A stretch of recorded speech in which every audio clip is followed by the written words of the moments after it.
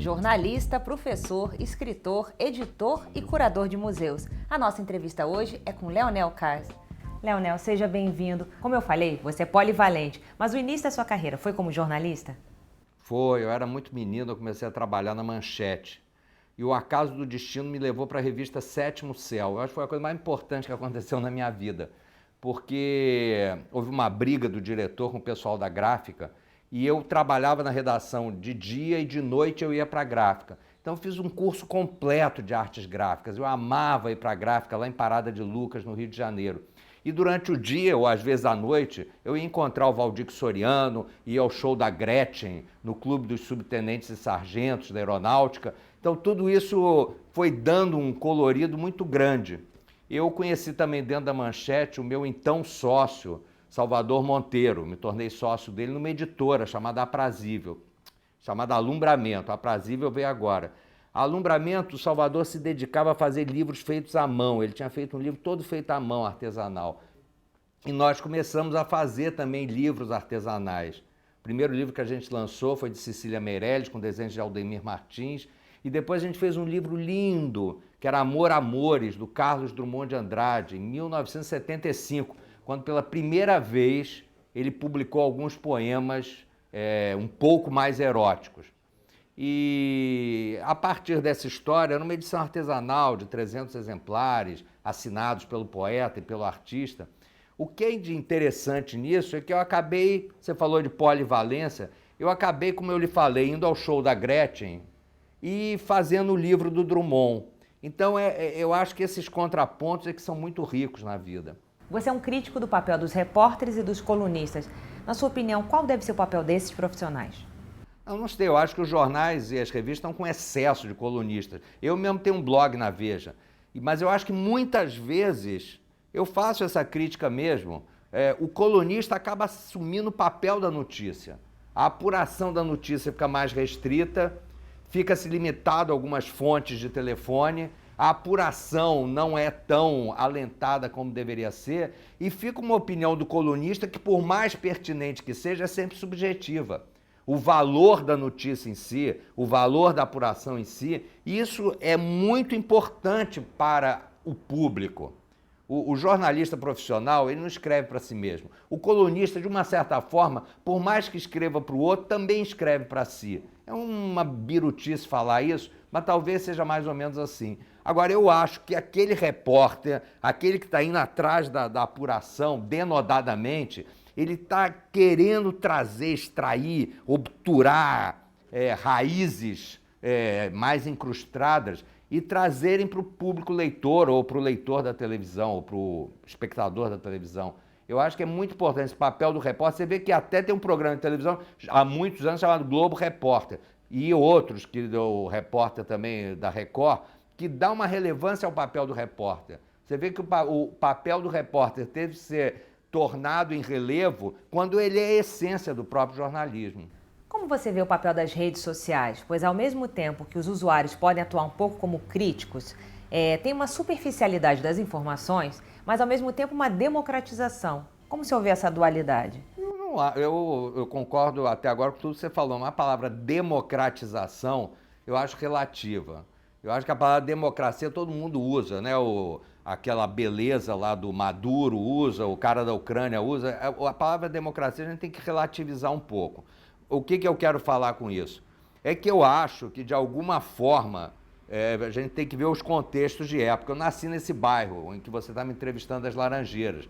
Eu ia à escola pública de bonde. Hoje a minha enteada tem que ir acompanhada com a mão 5 anos mais velha do que eu tinha na época. Eu ia de velocípede com uma arara que tinha lá em casa e a minha irmã aqui atrás, na garupa, fazer compras no supermercado a 1 quilômetro de distância da casa. Hoje os pais não deixam ir. Eu acho que, na verdade, a democracia é relativa. Nós não estamos tendo uma democracia de viver dentro da cidade. As cidades estão se transformando em prisões. E as escolas também são uma forma de prisão. A escola no Brasil é antidemocrática. Ela seleciona aqueles que são mais pobres e impede, de uma certa forma, o acesso dele a padrões sociais diferenciados. O Brasil é uma grande injustiça democrática, eu acho, em primeiro lugar. Então essa pseudo-democratização da informação é relativa, porque se a pessoa não tem condições de aprender a notícia, a informação, e usufruir dela, saborear dela, crescer com ela, então você coloca um volume de informações colossal, mas o que adianta essa chuva? Acaba sendo quase um afogamento dessas pessoas. Eu tenho uma certa dúvida, eu adoro as redes sociais, participo delas, entende? Estou aí no WhatsApp, estou aí no Facebook, estou aí nas coisas que estão disponíveis. Acho interessante que a gente esteja. Eu só acho que elas, até que momento que elas realmente são democráticas ou elas são aprisionantes? Até que momento nós só somos reféns desse assunto, desse imediatismo? Eu fico muito impressionado. Foi um show do Paul McCartney em São Paulo, todo mundo ficava ali com iPad, iPhone, sei lá o quê, e conversando com o outro e postando aqui no Facebook, na rede social e tal. Usufruir daquele momento, ter um verdadeiro prazer interior, se expandir por dentro, eu não sei se essas pessoas estavam verdadeiramente tendo esse prazer. Eu tenho uma certa impressão, você me desculpe, sou totalmente favorável à expansão de tudo, mas eu não sei até que ponto que nós, particularmente hoje no Brasil, somos reféns de todo esse volume colossal de informações. E essa interatividade que você buscou quando você fez a concepção do Museu do Futebol, pois lá não tem muitos objetos para serem vistos, lá o público interage com a exposição. Ó, Gabi, meu querido espectador, eu sou torcedor do América do Rio, né? Então começa por aí, o América só foi campeão em 1960 contra o Fluminense com o gol do Jorge. Então eu não entendo de futebol, mas pelo convite da Fundação Roberto Marinho e do então prefeito José Serra, a gente partiu para fazer uma coisa que fosse uma grande brincadeira em torno da percepção do futebol, uma coisa mais lúdica. Eu, por acaso, tinha acabado de fazer um livro, uma série de livros, onde o Brasil conta a sua história através de imagens no século XX. Como é que a gente pode contar a história da presença da mulher? Como é que a gente pode contar a história do teatro, da música e do futebol? Quem escreveu o texto base foi o João Máximo, e eu escrevi o texto de introdução. E nesse texto de introdução, eu saquei assim que o Brasil, o futebol no Brasil, foi uma das raras batalhas em que o povo brasileiro entrou e ganhou. Tomou o futebol das elites e o retransformou num fenômeno social e cultural. Porque o futebol brasileiro é muito belo, é muito plástico, né? O gol de bicicleta, a folha seca inventada pelo Didi, tudo isso cria parábolas no ar, como o barroco brasileiro é o melhor do Aleijadinho transposto 2 séculos depois. Então, baseado nisso, a gente resolveu fazer do Museu do Futebol uma experiência de descoberta em que a gente pudesse contar a história do Brasil pela paixão do futebol. Então, até o reitor da Universidade Lusófona de Lisboa, o Mário Moutinho, ele esteve lá e disse: nossa, este aqui é o Museu da Palavra. Eu digo: como, reitor? Eu disse: não, porque todo mundo fala entre si, as gerações conversam entre si, porque há um congraçamento de épocas, de ideias, de décadas, e todo mundo pode conversar. A gente fez um museu muito interativo e lúdico, mas em que você tem imagens dos Mamonas Assassinas ou tem imagens de Getúlio Vargas. E eu acho que as gerações convivem com essa troca de informações. O Brasil é um país muito desértico no campo da comunicação de informações sobre a nossa história. Poucas pessoas conseguem situar que Noel Rosa está nos anos 30. E qual a importância do Noel Rosa como crítica social, por exemplo, de época. Ele já criticava muito mais do que se critica hoje a imprensa. Ele, quando cantava: você tem palacetes reluzentes, tem joias e criados à vontade, sem ter nenhuma herança ou parente, só anda de automóvel na cidade, e o povo já pergunta com maldade: onde está a honestidade, onde está a honestidade? Quer dizer, a crítica social era muito contundente sempre no Brasil. Eu não sei se ela é tanto hoje, tenho até minhas dúvidas. A crítica ao governo, no tempo de Dom Pedro II, era contundente mesmo, não tinha nada de fritar bolinho, não. Mas o que eu acho nessa história toda é o seguinte, que o Museu do Futebol traz uma percepção muito rica da vida brasileira. Eu sei que as pessoas entram lá e saem de lá muito felizes. E ele foi considerado recentemente, no encontro de museus na Inglaterra, como a mais avançada experiência interativa e de comunicação entre públicos. E na sua editora, na Aprazível, vocês fazem livros com esse foco, né, de contar a história do Brasil e do Rio através do futebol, da música, do teatro, como o senhor bem colocou. Agora, o senhor acha que, por exemplo, a música, no período da ditadura, que existia censura, ela reflete o que aconteceu naquele período? É difícil, né? Uma vez perguntaram ao poeta português Fernando Pessoa quem eram os seus contemporâneos. Ele respondeu, só o futuro dirá. É difícil a gente saber situar o que é contemporâneo a uma época. Evidentemente houve um movimento nos anos que não eram nem tão violentamente ditatoriais, que eu acho que essa ditadura começou com o AI-5, com a Silva e depois principalmente o Médici. Mas exatamente aí em meados da década de 60 é que começam aqueles festivais. E o Brasil tem uma brotação de Caetano, Chico Buarque, Rita Lee, Gilberto Gil, todo mundo vai surgindo naquele período histórico. O Brasil tem umas brotações musicais de época, né? Nos anos 30, você tem Dorival Caymmi, vai surgindo no final dos anos 30, a era do rádio. Tem até uma frase do Orlando Miranda, que eu gosto muito, que ele diz que nos anos de 1930, pelas ondas do rádio, o Brasil cria o imaginário idílico da nação. Então eu acho que esse imaginário idílico da nação, ele está presente. Mesmo na época getulista, você tem um certo amálgama, uma mistura de interesses do governo na própria música popular, com aquela coisa que o trabalhador pega o bonde de São Januário, vai trabalhar, etc. Mas durante o período mais recente dos governos militares dos anos 70, realmente tem um movimento musical, mas eu acho que o movimento musical ele já vinha. Ele independe desse fato político. Eu não vejo uma correlação tão grande assim entre uma coisa e outra. Eu acho que os anos de 1950, os anos de 1930 dão uma floração ao Brasil como ele nunca teve. Né? O Gilberto Freire, o Sérgio Buarque de Holanda mudam a visão histórica do país. O Oscar Niemeyer surge na arquitetura com Lúcio Costa, surge Portinari de Cavalcante Tarsila, surge Drummond e Bandeira. E a gente tem uma outra brotação extraordinária nos anos 60, com Tom Jobim, com os cantores, com o Opinião 65, em que aparecem os artistas como Antônio Dias, Rubens Gershman. Então são brotações históricas, os países vivem de espasmos também. É difícil saber quando é que isso vai ocorrer e por que vai ocorrer. Aliás, a gente está com saudade de ter um belo espasmo desse. Você fala muito dessa relação de pensar o amanhã, mas sempre com um olhar também para o passado. Você acha que o Rio cuida do seu passado? De que Rio cuida de passado? O Rio não cuida de passado nenhum. Nós somos um país feito de coisas desfeitas. O Rio de Janeiro sempre foi transbordantemente perverso em relação à sua própria história. Se você parar para pensar, no princípio do século XX, o Pereira Passos, querendo imitar Haussmann, fez os bulevares, a Avenida Rio Branco. Muito bem, destruiu tudo que tinha.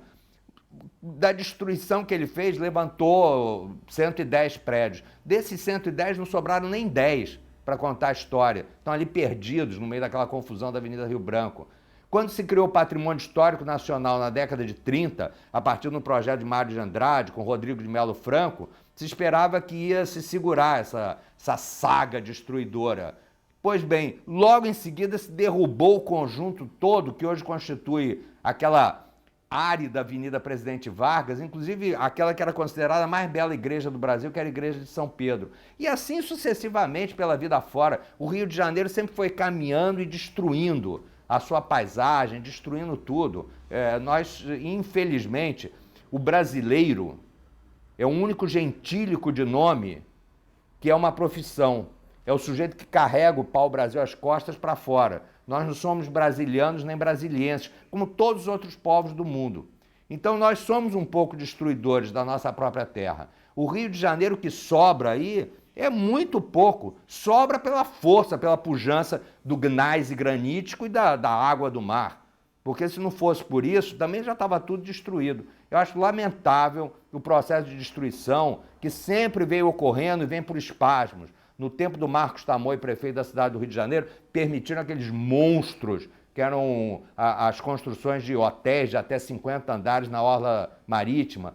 E assim sucessivamente os governos mudam aqui, dão uma mais-valia aí, permitem alguma coisa mais ali, os gabaritos aumentam, as coisas. Eu acho que o Rio de Janeiro, infelizmente, se não fosse a pujança da sua natureza, ele pouco sobraria dele. Embora eu amo andar pela cidade, é o Real Gabinete Português de Leitura, ir na Confeitaria Colombo, passear, conheço, confesso a você que conheço o Rio de Janeiro, pelo menos do Leblon até a Tijuca, rua a rua, prédio a prédio. Mas isso por uma birutice da minha cabeça, que eu sou andarilho, gosto de andar pela rua, gosto de flanar, olhar os prédios, a tipografia dos prédios, que é linda, as portarias, os números. Cada número revela uma coisa. Eu até dei uma palestra na Escola de Propaganda e Marketing em São Paulo e resolvi fotografar em 4 quadras da Avenida Vieira Soto, que é da Praia de Ipanema, 70 bueiros de rua. Esses 70 bueiros de rua, se você olhar para eles, você não precisa muito. Eu até brinco que é a minha coleção particular que eu dou ao público. Tem toda a história da cidade. Tem bueiros da Light and Power, da Société Anonyme de Gás, da Companhia Telepônica Brasileira com PH, e cada um desses bueiros, ele é num estilo Art Nouveau, Art Deco, modernista. Tem um que parece a capa de Paulicéia desvairada do Mário de Andrade. Então, são bueiros que contam a história da cidade. Eu acho que pouco que vai sobrar daqui a pouco vão ser só esses bueiros, para nos lembrar que essa cidade teve história. Como você vê a revitalização da zona portuária? Você fez a concepção de 2 museus que estão lá presentes, o Mar e o Museu da Manhã, que vai inaugurar. Vai ter alguma relação esses 2 museus? Eu acho que essa revitalização, ela realmente ela não está destruindo patrimônio histórico nenhum e ela verdadeiramente está recompondo uma configuração urbana importante, valorizando o Morro da Conceição, valorizando o conjunto da Igreja e Mosteiro de São Bento, valorizando o Morro da Saúde, valorizando aqueles entornos.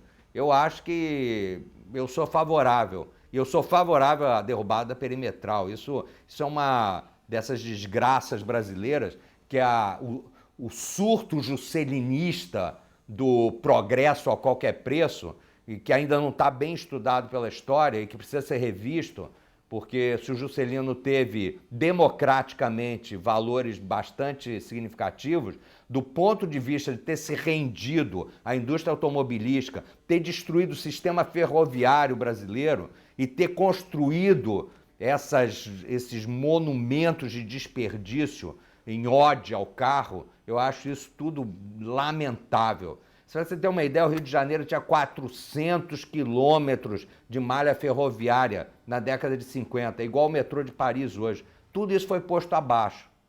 A troco de quê? Em todos os países do mundo, os sistemas se complementam e convivem. Foi porque se inaugurou no Brasil, mais do que nunca, uma voracidade das indústrias, do empresariado e dos banqueiros, infelizmente, corrompendo políticos. Eu acho que isso começou muito daí, com muito mais intensidade. E graças a isso se sufocou o sistema ferroviário brasileiro, se destruiu muitas coisas. Eu acho que a gente tem que fazer aí uma revisão histórica desse período. O Juscelino teve ideias muito positivas, era um democrata por excelência, mas tem esse lado aí que não está muito bem julgado pela história. Como você colocou, não existe uma política de longo prazo no Brasil. A gente fica muito à mercê dos políticos que estão atuando. E muitos políticos utilizam disso para propor uma reeleição, uma continuidade de um projeto político. Como você vê isso? Olha, Gabi, eu vou dizer uma coisa. Eu acho que o Brasil, às vezes, me dá a sensação de ser fundado todo dia de novo pela manhã. Porque você lê, as coisas mirabolantemente se modificam todos os dias. Eu tive um caso aqui que eu adoro. Eu morava na Rua Faro, no final da década de 70, e liderei um movimento pela preservação de uma figueira. Era uma figueira monumental, que tinha 300 anos de idade. E não era uma luta ecológica, foi o primeiro bem natural tombado do Brasil. Foi uma luta de 2 anos. Mas o que me impressionava aí é que era um ser vivo que estava ali presenciando a vida da cidade há mais de 300 anos e que tinha o direito de ali permanecer, pelo menos por mais 300 anos. Mas o que acontece é que o próprio Carlos Drummond de Andrade, na época, escreveu uma crônica dizendo que a figueira todo dia precisava ler no Diário Oficial o destino que a esperava. Porque a gente conseguia a preservação dela pelo Código Florestal, vinha um novo presidente do então Instituto Brasileiro de Desenvolvimento Florestal e cassava esse decreto. Aí a gente conseguia uma proteção pelo patrimônio, vinha um outro conselho e tirava. Então, durante 2 anos e meio, nós vivemos como gatos e ratos, fundamos a Associação de Moradores do Jardim Botânico e conseguimos preservá-la, à custa de muito esforço. Mas aqui o que a gente vê é que as coisas são sempre substituíveis, são sempre modificáveis. Você olha e você vê no dia seguinte que a coisa mudou. Eu acho que o Brasil tem uma dinâmica de crescimento, não pressupõe a destruição do que já pré-existia, porque nós somos feitos de camadas, nós não somos feitos apenas de nós mesmos. Você perguntou há pouco sobre a história e o futuro. Eles estão umbilicalmente ligados, o futuro não existe despossuído do que aconteceu antes. Então eu acho que essa percepção aqui, ela é muito pouco presente na vida política brasileira, não é? O próprio Sérgio Buarque de Holanda, no Raízes do Brasil, ele disse que as leis no Brasil são feitas para atender às paixões momentâneas. Você se lembra que o Getúlio Vargas criou a Lei Terezoca, que era para atender ao Assis Chateaubriand, que tinha tido uma filha que ele nunca reconheceu e que resolveu reconhecer quando a filha tinha 11 anos de idade. A mãe era uma argentina, entende? E o Getúlio fez um decreto dizendo que o homem que quiser reconhecer a filha a qualquer momento, enfim, dê um jeito de atender o Assis Chateaubriand. E, num certo sentido, sempre se procura atender as demandas imediatas. Nós, infelizmente, somos um país a longo prazo, principalmente no campo da educação. A nossa grande tragédia é a educação. Mas não é essa educação, assim, conseguimos agora ter mais alunos em sala de aula. O que adianta ter mais alunos em sala de aula? Às vezes eu tenho a impressão que os professores, que tanto reclamam também, e reclamam com justiça, até por melhores salários, mas os professores também estão tão defasados dessa realidade, eles olham para crianças como se essas crianças fossem muito mais infantis do que são. Essas crianças estão dominando o mundo. Uma criança hoje de 10 anos de idade faz um programa de televisão dentro do seu iPhone, iPad, seja o que for.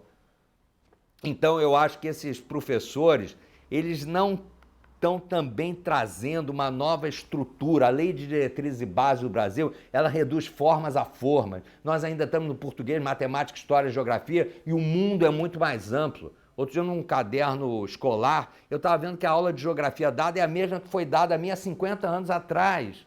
Entende? Dividido por camadas, geológica, não sei o quê. O mundo da geografia é amplíssimo. É da relação do homem com a natureza, de todas as novas relações, dessa fina película que nos envolve, de 8 quilômetros para cima, 8 quilômetros para baixo, com o movimento dos mares, dos continentes, dos ventos. Onde é que está tudo isso ensinado? Onde é que a cidade está presente? Onde é que a cultura está presente? Onde é que se aprende alguma coisa sobre o teatro, a música?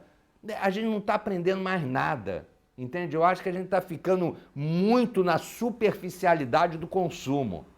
Entende? Eu acho que esse é o grande drama brasileiro de hoje.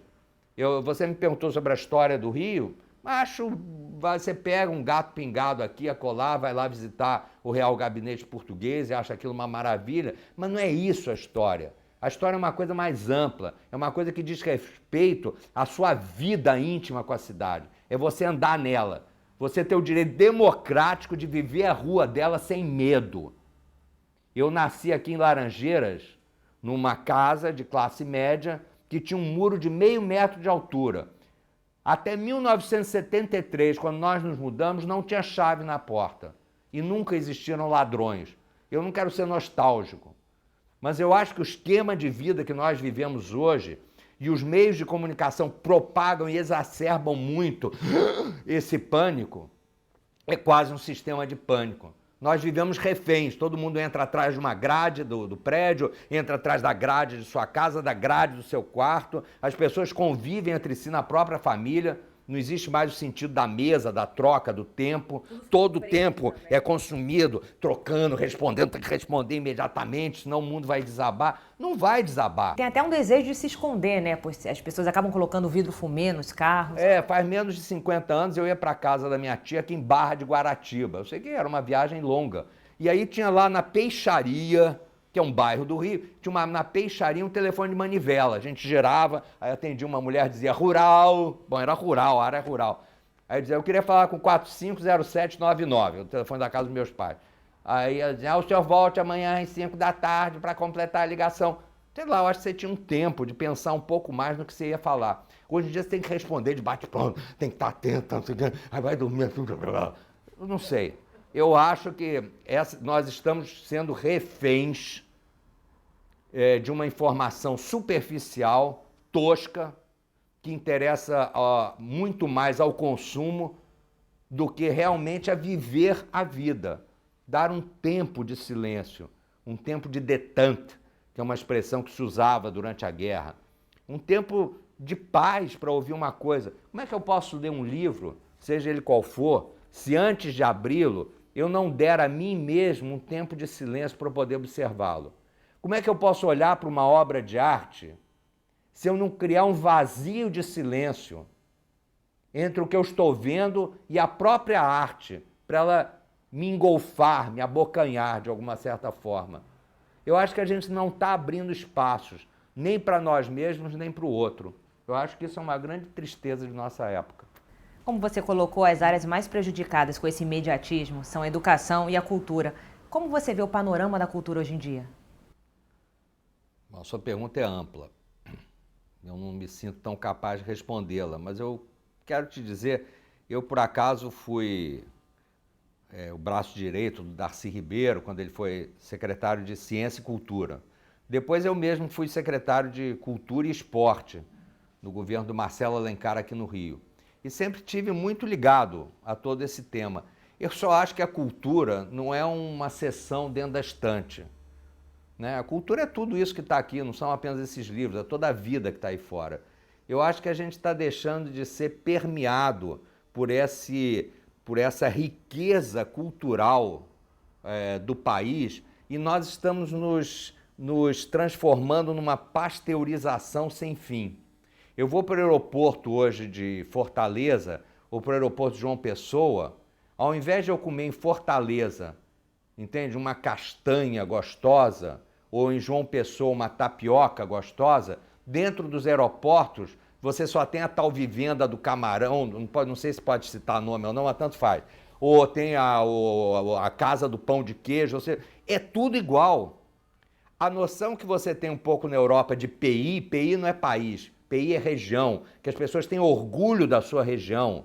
Então aqui você faz um vinho, aqui você faz um queijo, aqui você tem um modo de dizer, aqui você tem um modo de amar, aqui você tem um modo de se vestir, aqui você tem um acessório. Está tudo sendo pasteurizado.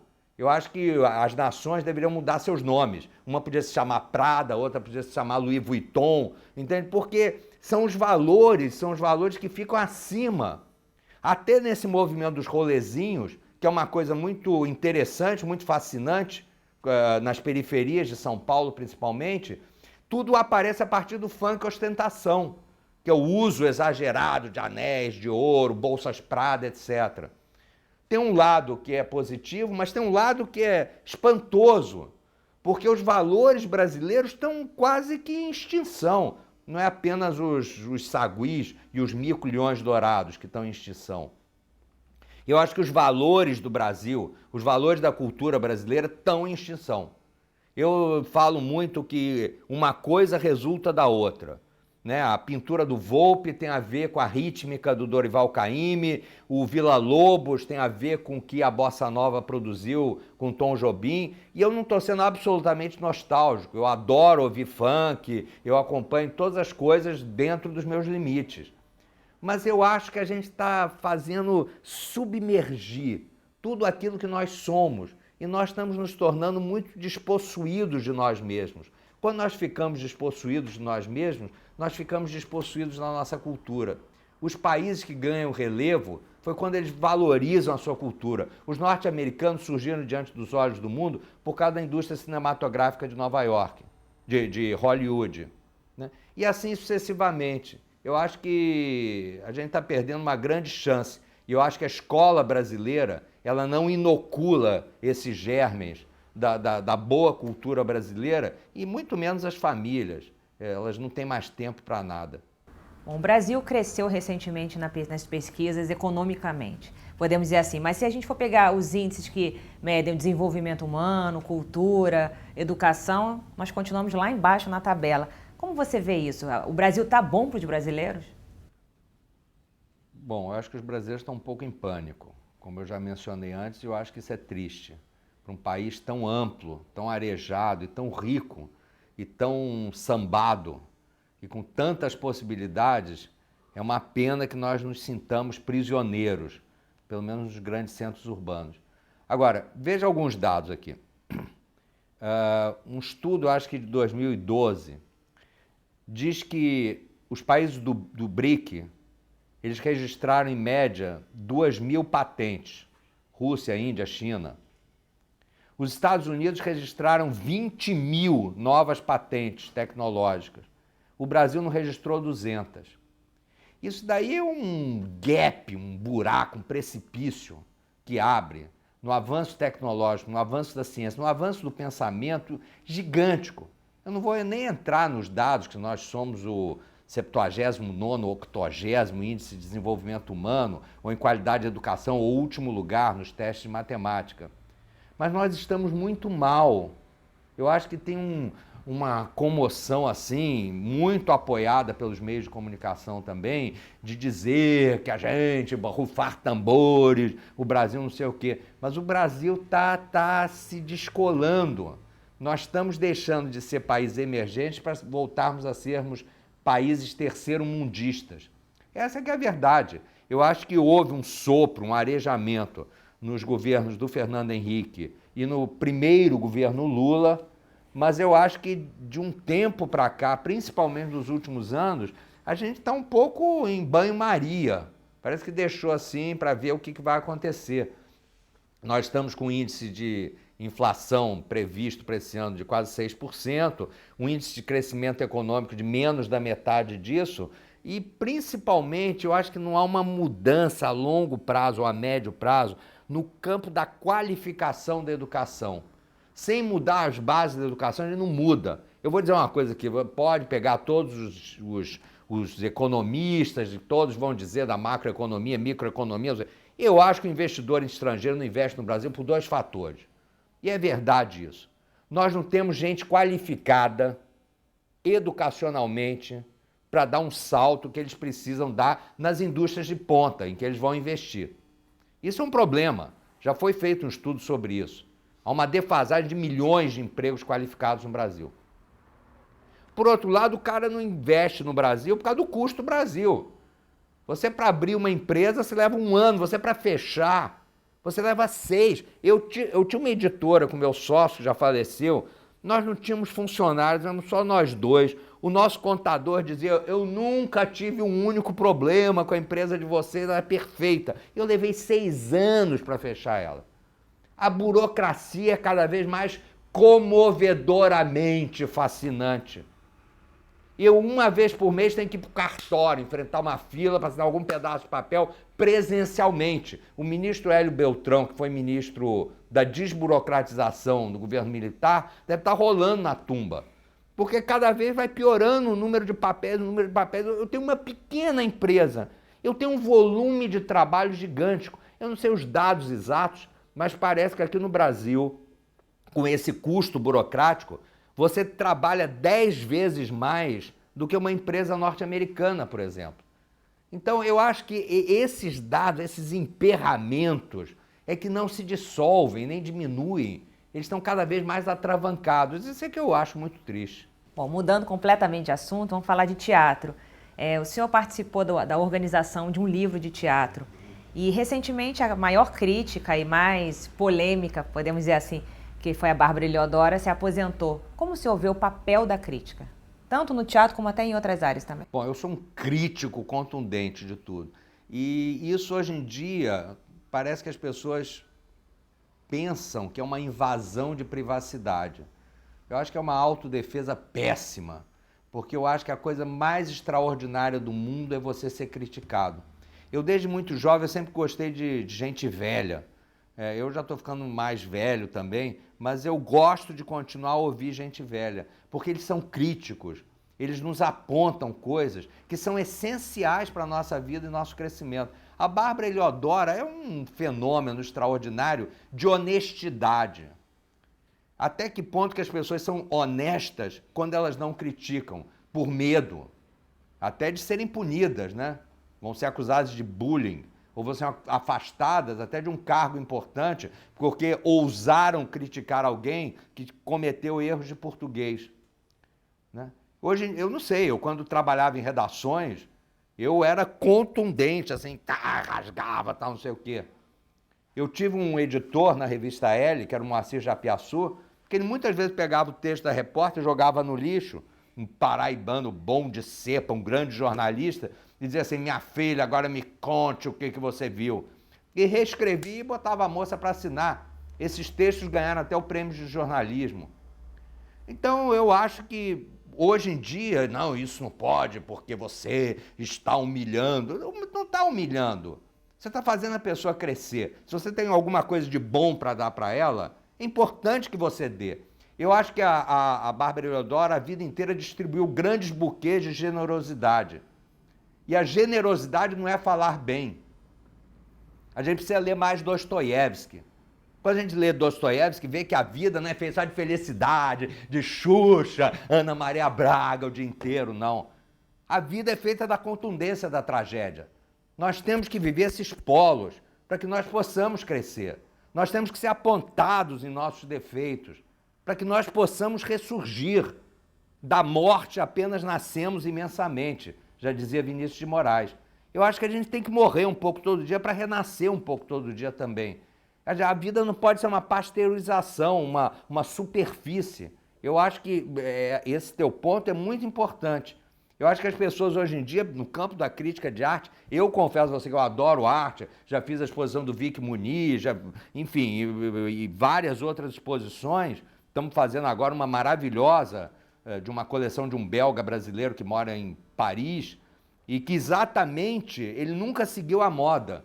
Ele foi sempre comprando coisas na contramão da história contada pelas galerias críticos de arte e sociedade de consumo. E, no entanto, ele fez uma das mais importantes coleções do século XX, porque as coisas que são moda no momento vão deixar de ser daqui a 10 anos. Então ele seguiu um faro aguçado pessoal muito interessante.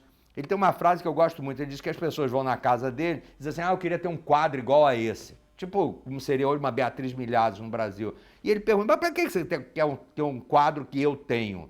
O mundo está cheio de coisas, vai atrás dela, com o seu gosto, com a sua paixão, forme o seu olhar.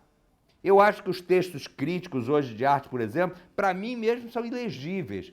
É uma floresta, um cipoal de noções, de citações de Zizek, de Kant, junto com sei lá quem, Platão, que seria até bom, é pouco citado. Enfim, mas que você não consegue entender nada depois. Agora, criticar mesmo o artista quase ninguém faz. Você chegar e dizer por que o cara usou aquele suporte técnico, se ele sabe que daqui a 2 anos aquele tipo de mancha usada na aquarela vai desaparecer. Por que o sujeito, a montagem da exposição mereceria uma crítica? Eu me lembro que alguns anos atrás, até quando morreu Wilson Coutinho, eu propus ao Globo ser crítico de arte. Mas desde que eu fizesse crítica de arte sobre a vida urbana, o mobiliário urbano, quem é que critica? Os cenários de teatro, quem é que critica, já que você falou de teatro? A arquitetura dos prédios, quem é que critica? Quem é que critica o paisagismo que se faz na cidade? Quem é que critica todos esses materiais que nos envolvem e que são formas de exposição de arte? A arte não é um quadro na parede. A arte é muito mais. E a vida é muito mais, como também já nos ensinava o Paulinho da Viola. Não é apenas aquilo que se vê. Então, eu acho que a gente hoje está muito volto a esse assunto. Esse fato de a gente estar um pouco refém, eu acho que a gente está refém, a gente está um pouco aprisionado, tanto do ponto de vista urbano, como do ponto de vista da cultura, em uma série de statements, entende? Que vão sendo impostos assim e vão sendo enfiados goela dentro. Mas, na verdade, a própria cultura ela sempre encontra formas notáveis de sobreviver, sair, se modificar, etc. Eu acho que o fenômeno das manifestações sociais e dos rolezinhos são notavelmente positivos. Mostra um pouco da efervescência que ainda borbulha aí no Brasil. E a gente vê pipocar aqui e acolá coisas também notáveis, novos escritores, gente de teatro que vai aparecendo, novos cineastas, enfim, as coisas vão continuando. Eu só acho que a população está usufruindo pouco da vida urbana. Ela entra num carro ou entra num transporte, entra dentro de um espaço, sai para um outro espaço, mas o fruir da vida urbana, o flanar da liberdade, a conversa sobre qualquer assunto, eu acho que isso daí está um pouco mais empobrecido. E o que você espera do Brasil do amanhã? Olha, eu espero estar nele durante muito tempo.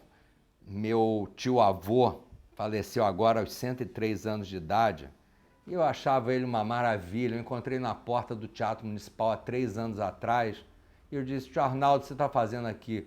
Estou esperando a minha vizinha do prédio.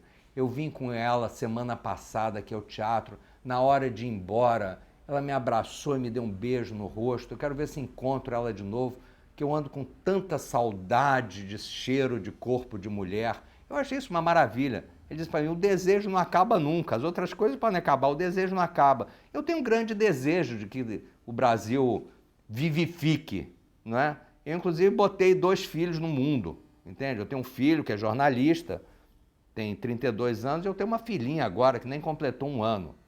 Então,